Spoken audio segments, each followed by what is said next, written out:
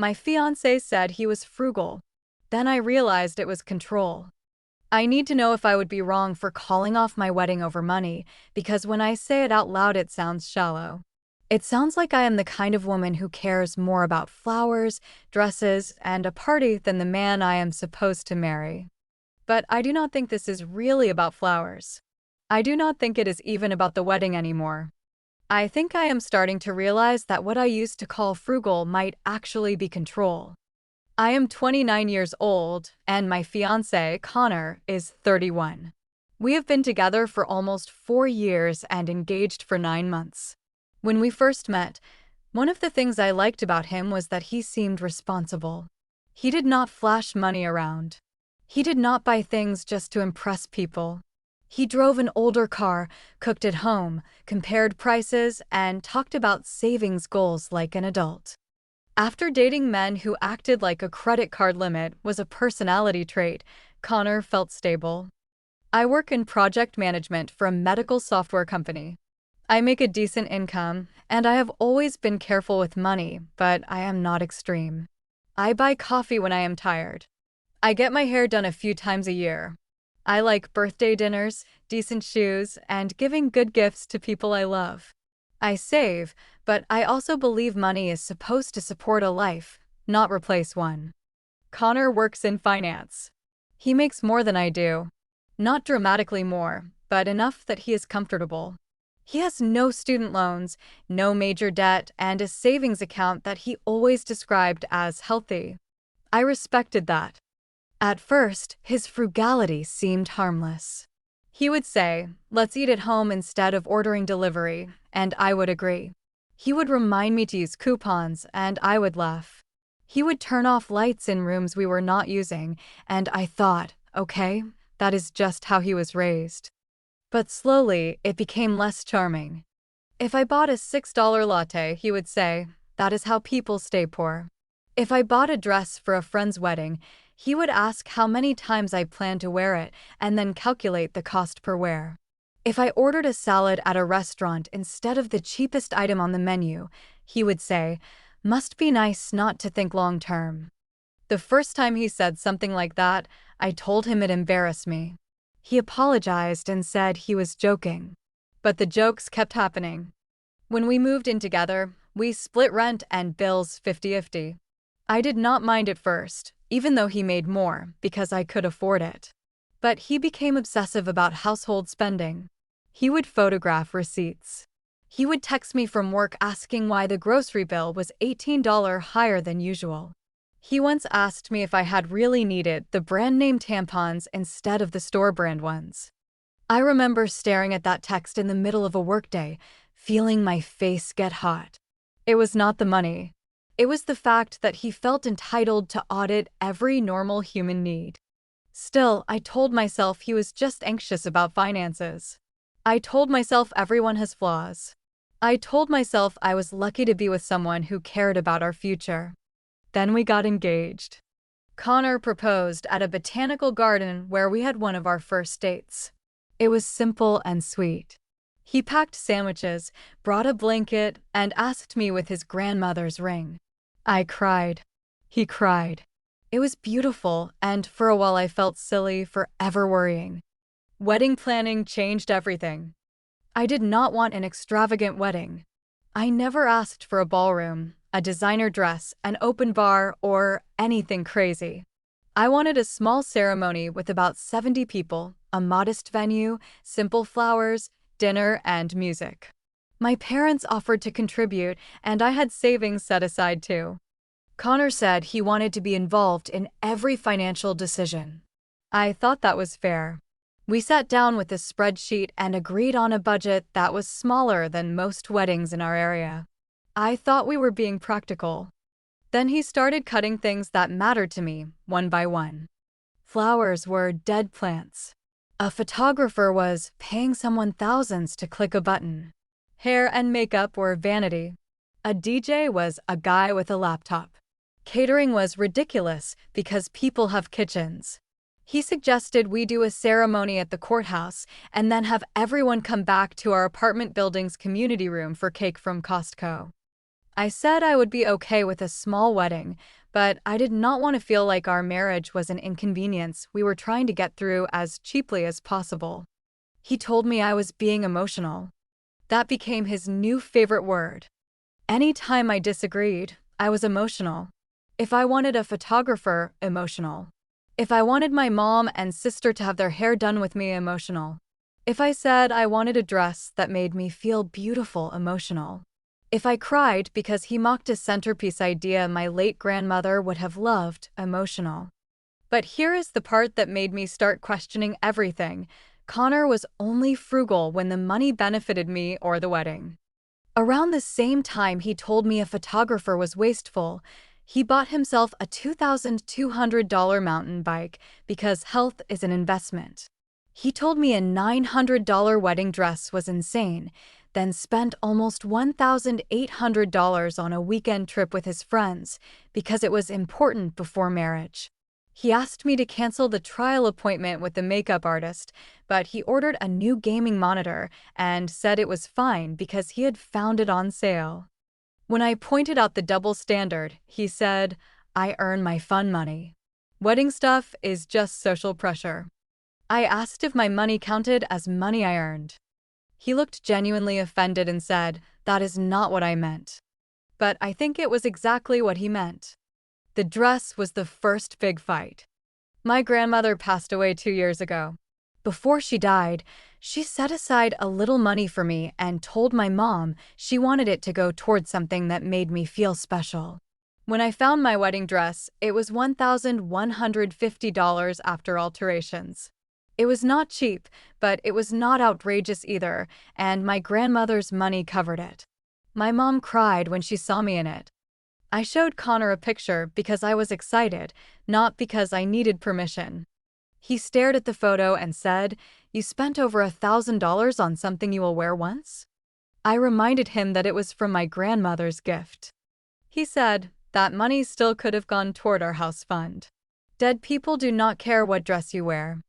I cannot explain how cold that felt. I told him not to talk about my grandmother that way. He apologized, but then he asked if it was too late to return the dress. That night, I slept on the couch. A few days later, his mother, Linda, called me. She said Connor had told her I was spiraling over wedding aesthetics.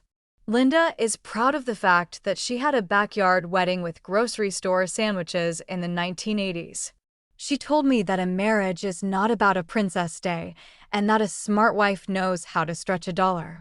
Then she said, "I raised Connor not to let a woman drain him." I hope you understand that. A woman. Not his partner. Not his future wife. A woman. I told Connor that if he had concerns, he needed to talk to me instead of turning his mother into a referee. He said he needed someone rational to talk to because I was making every conversation about feelings. Again, emotional. Feelings. Irrational. 2 months ago, he sent me what he called our marriage efficiency plan. He had made it in Excel. At first, I thought it was just another budget, but the more I read, the more uncomfortable I became. According to his plan, after we got married, both of our paychecks would go into one joint account. All bills and savings would be controlled from there. Each of us would get a personal allowance, but his proposed allowance for both of us was $100 per week. Any purchase over $30 would need to be discussed first. Subscription services would be canceled unless they were educational or investment related. Salon appointments would be limited to twice a year. Gifts for my family would have to stay under $25 per person. Vacations would only happen if they could be done with points or at his parents' cabin. At the bottom, he had a note that said, "This prevents lifestyle creep and emotional spending." I asked why he got to design the system. He said, "Because I am better with money." I said being careful with money did not mean he got to become my supervisor. He laughed and said, "Do not be dramatic. I am trying to protect us from bad decisions." I asked if he considered me a bad decision. He did not answer right away. That silence told me more than any answer could have. The breaking point happened last weekend. We were supposed to finalize the venue. It was a small historic house with a garden. It was not fancy, but it was warm and beautiful. My parents loved it. I loved it. Even Connor had admitted it was nice before he saw the final invoice. The deposit was due Monday. On Saturday morning, I woke up and found Connor at the kitchen table with his laptop open. He looked nervous. I asked what was wrong. He said he had found a better option.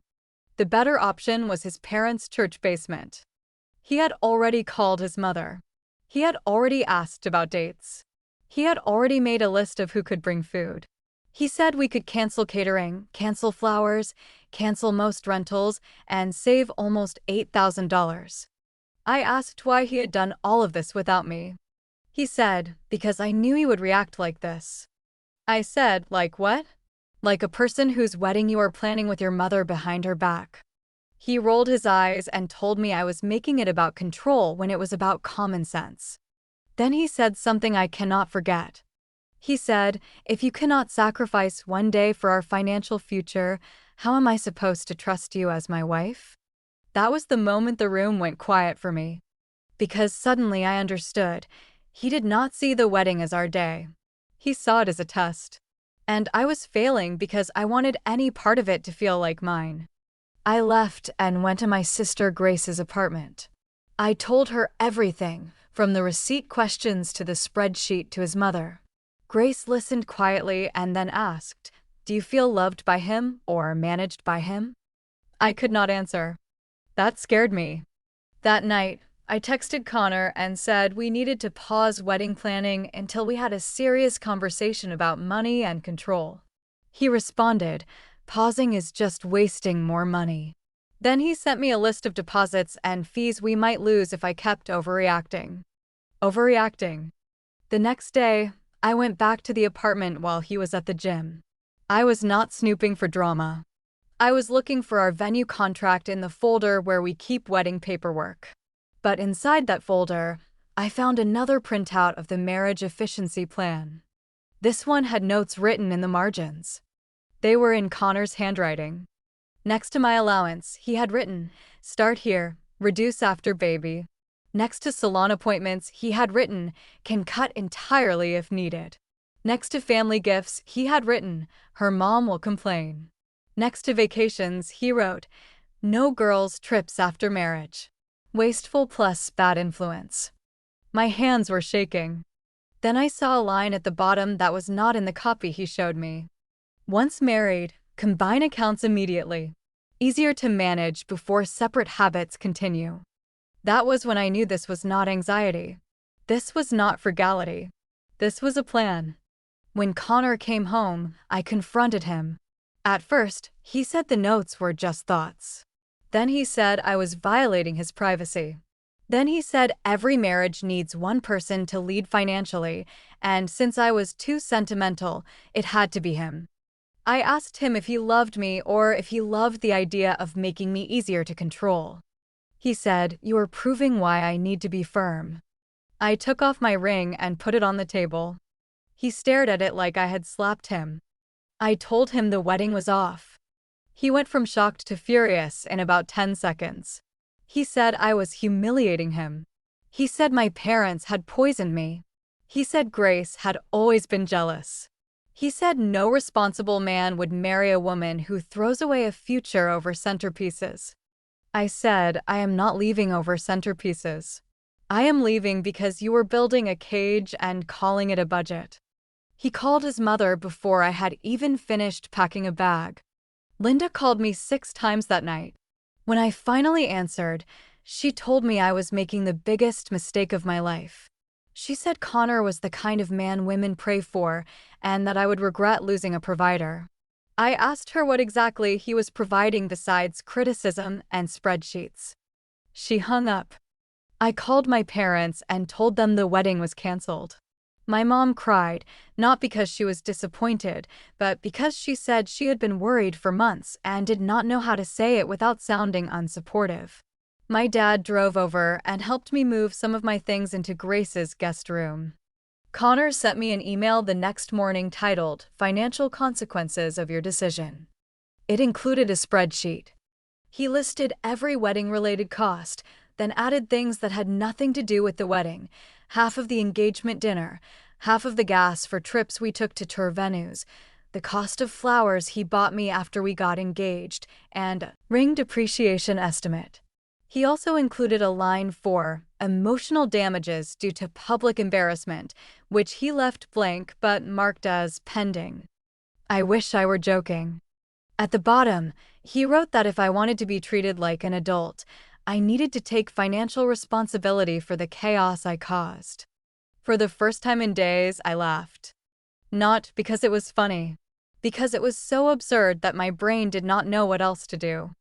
I forwarded the email to my dad, who is usually calm to a fault.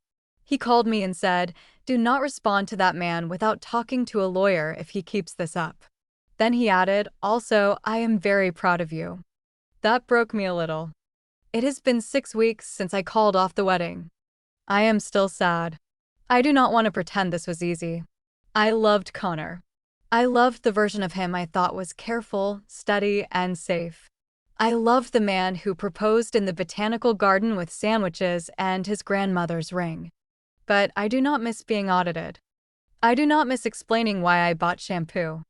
I do not miss feeling guilty for wanting a life that included joy. My parents were able to recover part of the venue deposit. My dress is still with me.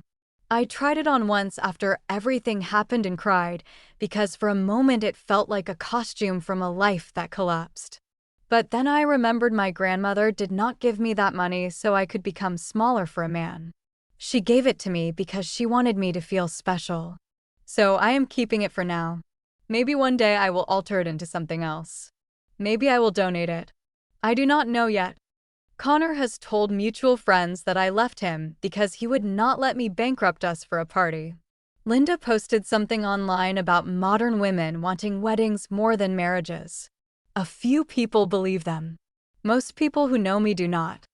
Grace said something that stayed with me: a cheap wedding would not have scared you. A controlled life did. She is right.